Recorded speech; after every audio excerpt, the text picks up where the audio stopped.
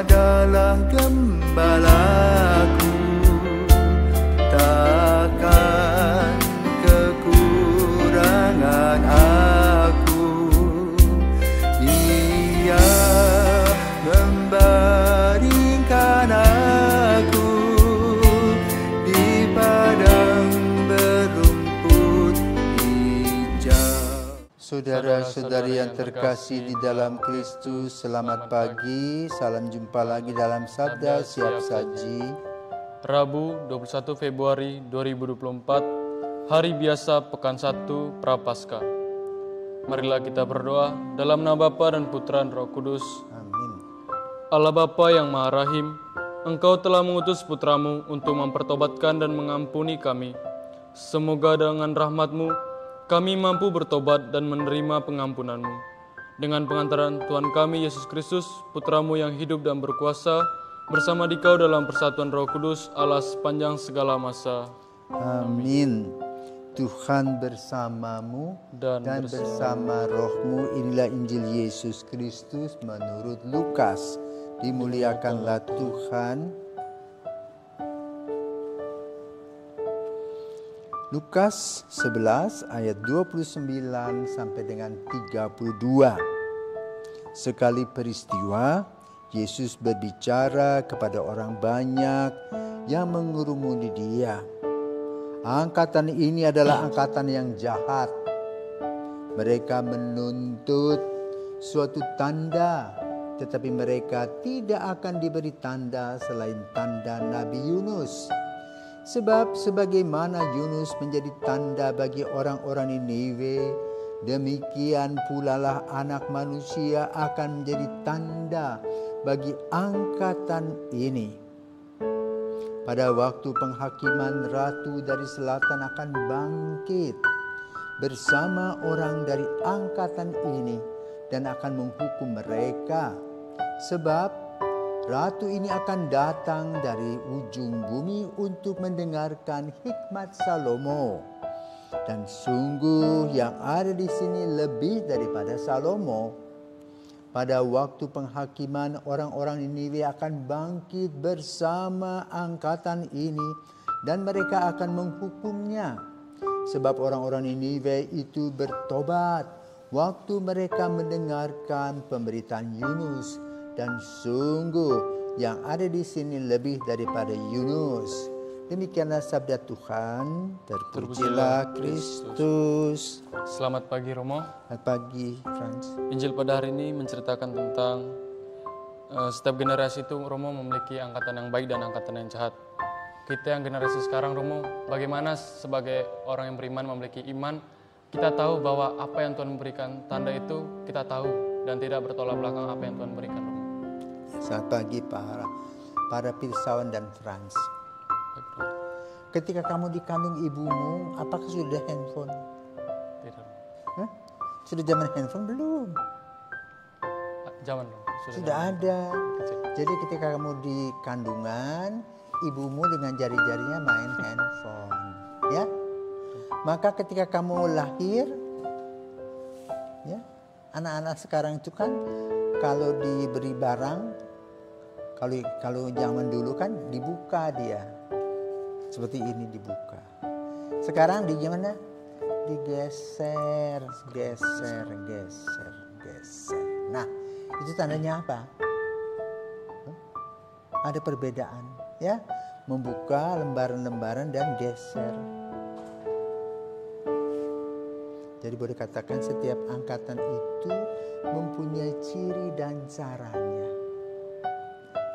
Yesus berbicara tentang apa? Tentang reaksi atau respons orang-orang Yahudi yang dingin-dingin saja. Tidak mengakui dia sebagai anak manusia, tidak mengakui dia sebagai putra Allah. Maka Yesus membandingkan dengan orang Niniwe yang menerima Yunus. Bagaimana mereka menerima Yunus? Adalah mereka dengan cara bertobat. Maka Yunus adalah tanda pertobatan. Nah sekarang kalau kita dikunjungi pembesar, harusnya kita bersyukur dan berterima kasih. Tetapi yang diminta orang Yahudi itu minta tanda lagi. Ya, karena mereka belum sensitif, tidak punya kepekaan akan kehadiran Yesus. Dan buktinya sampai hari ini mereka tidak terima Yesus. Maka Yesus tidak memberi tanda lagi. Karena sudah ada dirinya. Karena itu orang-orang yang bukan Yahudi itulah yang kemudian menerima Yesus sebagai juru selamat. Kita bukan orang-orang Yahudi, tetapi kita di luar orang Yahudi yang menerima Yesus dengan sukacita. Kenapa? Kita mempunyai sensitivitas mendengar berita tentang wafat kebangkitan Yesus. Kita kemudian mencerna, ya, sharing pengalaman iman para murid, yang mana Yesus yang bangkit dari kubur tadi hadir di segala tempat sampai hari ini. Maka kesimpulannya adalah Yesus adalah putra Allah. Maka itulah tanda kelahiran Yesus di Bethlehem. Refleksi kita toh. Kelahiran Yesus di Bethlehem melalui seorang wanita bernama Maria, ya, dalam terang Roh Kudus, dan lahir di sekitar gembala-gembala domba, orang-orang kecil. Itu tanda kasih Allah. Maka dalam kenyataan hidup kita sehari-hari, kita pun juga harus mempunyai sensitivitas melihat gejala-gejala yang terjadi. Ya, kalau misalnya mendung, mau pergi jauh, awan sudah hitam gelap itu, siap-siap payung. Seperti itu. Kalau di Indonesia ya paling hujan besar paling begitu karena air. Tapi kalau di tempat musim, kepala kita bisa pusing. Kenapa? Salju berbentuk batu-batu kecil itu bisa jatuh di kepala kita. Maka kita harus siap sedia payung sebelum hujan. Kalau kita di sini hujan-hujanan nggak apa-apa. Tapi kalau di tempat yang bersalju, hujan salju, kepala kita bisa botak. Ya, dan itu kita harus melihat tanda-tanda zaman. Kamu juga sama. Ketika kamu dipanggil sama Yesus, kamu harus melihat tanda-tanda. Aku kok rasanya mantap loh untuk melanjutkan panggilanku. Padahal godaan-godaan banyak nih. Gadis-gadis cantik mengiringi di belakang. Ayolah Frans, ayolah Frans. Nah sekarang kamu diuji sensitivitasmu tentang panggilan. Mau kemana? Apakah kamu mau gandeng gadis yang cantik itu, atau kamu mau digandeng oleh Yesus yang baik itu? Tergantung, ya.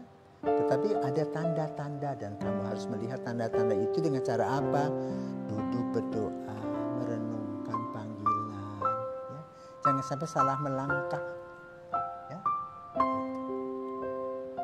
Dalam doa-doa setiap hari. Maka mari saudara terkasih, kita belajar dari pengalaman orang lain, lihat tanda-tanda.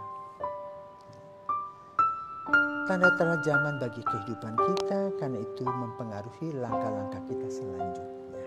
Seperti kamu belajar sekarang, kesempatan belajar. Kenapa nanti setelah kamu belajar selesai baru kamu bekerja. Dan ternyata, ilmu yang kamu dapatkan itu pada saat di bangku kuliah pusing.